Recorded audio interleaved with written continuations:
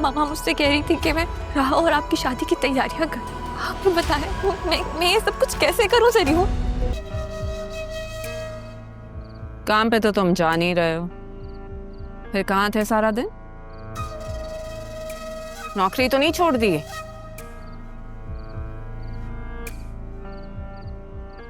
कुछ पूछ रही हूँ तुमसे।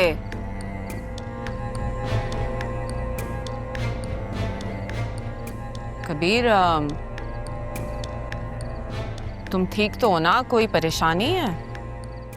नहीं, कोई परेशानी नहीं है। सारी जिंदगी गुजर गई लेकिन तुमने ढंग से झूठ बोलना नहीं सीखा, और ना ही सच। कभी कभी मैं सोचती हूँ हमारी शादी हुई क्यों थी? शायद एक दूसरे की नफरत सहने के लिए। वैसे तो तुम पहले भी हमेशा मुझसे लापरवाह थे, लेकिन आजकल तुम कुछ ज्यादा ही गुमसुम हो। अब तो खाला भी नहीं रही जो तुम्हें मेरे खिलाफ भड़काती रहती थी। सारा इल्जाम मेरी माँ पर डालकर खुद को बेकसूर ना समझो। तुमने जो गलती की है ना, किस्मत तुम्हें कभी माफ नहीं कर सकती।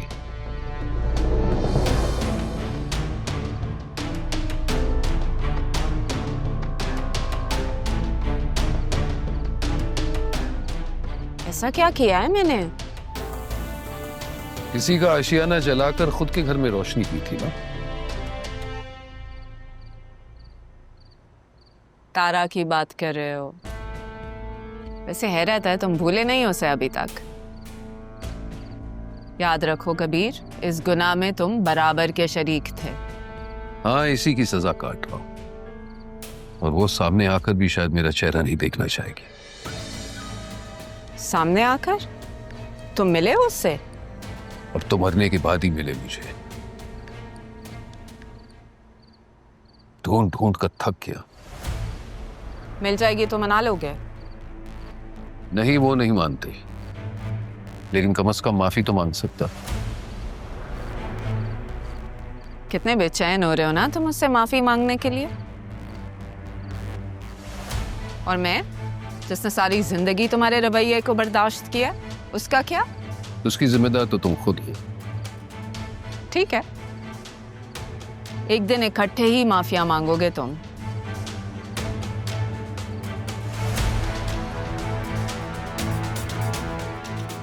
देखना मैं क्या करती, कब और कैसे तुम्हें मजबूर करूं।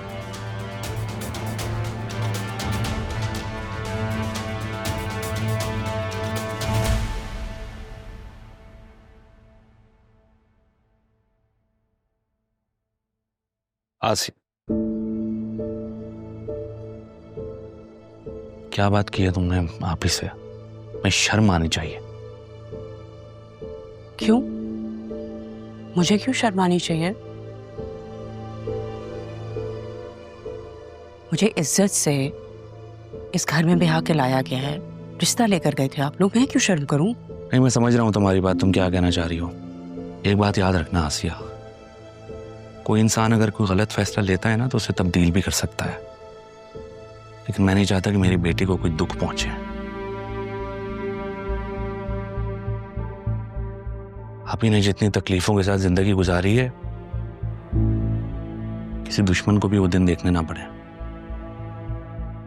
और ये तुम राहा और अरमान के बारे में क्या कह रही थी? जब तुम जानती हो कि राहा की शादी ज़रियून से ही होगी, चाहे तुम कुछ भी कर लो।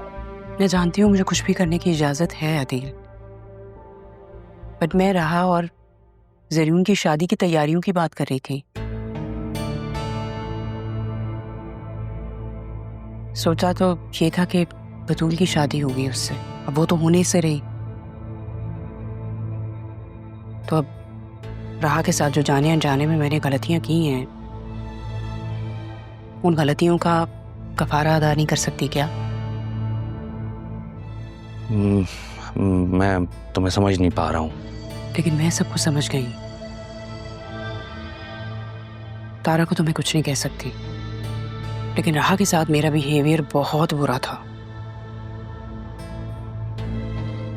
तुमसे और राहा से मैं माफी मांग लूंगी, बतूल को भी समझाऊंगी, वो भी समझ जाएगी।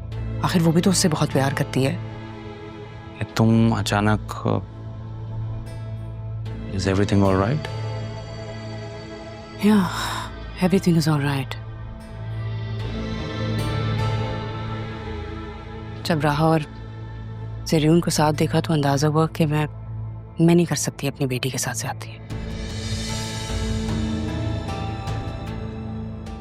जो राहा का है वो राहा को ही मिलना चाहिए।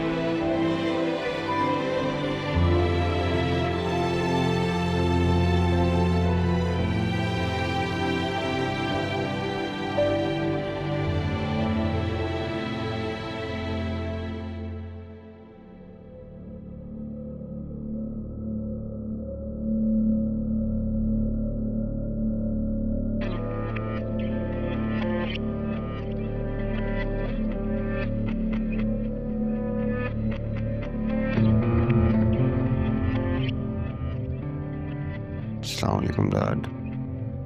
Good morning. मॉर्निंग। कैसे हो? मैं ठीक। डैड आप दादा जान के घर क्यों नहीं जा रहे हैं? अतील चाचू पूछ रहे थे मुझसे।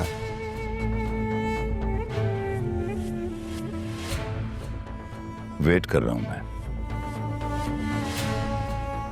ताजान की फौतगी को कुछ दिन गुजर जाएं, फिर अदील से बात हो। वैसे मैं पक्का कर चुका हूं अदील को। अब तो हमने उसे डेट देनी है शादी की। वो सब तो ठीक है, लेकिन आप मुझसे फोन पे हर वक्त तारा जी का पूछते रहते थे।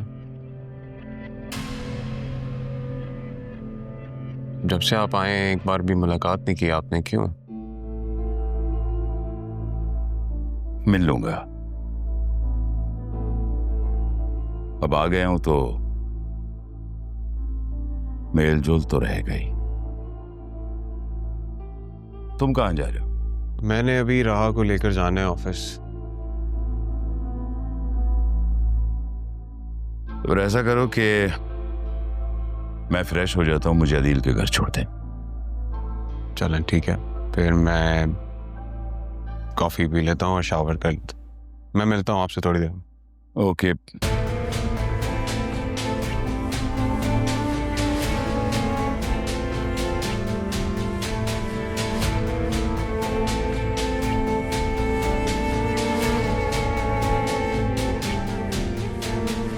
अदील, मैं इतने दिन ताईजान की वजह से बात नहीं कर सका तुमसे। दायर है, दुख ही ऐसा है। क्या सामने? अरे वसीम भाई, आपने कहा था 3 वक्त का खाना आप हमारे साथ खाएंगे, उसके बाद तो आप आज ही नजर आए हैं। भाभी क्या करूं मैं? इतने दिनों बाद आया हूं, पुराने दोस्तों ने पकड़ लिया। बड़ी मुश्किल से जान बख्शी की है उन्होंने छोड़ा है तो मैं सीधा आप लोगों के पास आया। मैंने तो वसीम भाई से कहा था कि नहीं रहते, जाने की जरूरत ही नहीं थी। नहीं, जरूरत तो नहीं, लेकिन मेरा मिजाज ऐसा है अदील कि मैं किसी को अपनी वजह से डिस्कम्फर्ट में नहीं डाल सकता। अस्सलाम वालेकुम।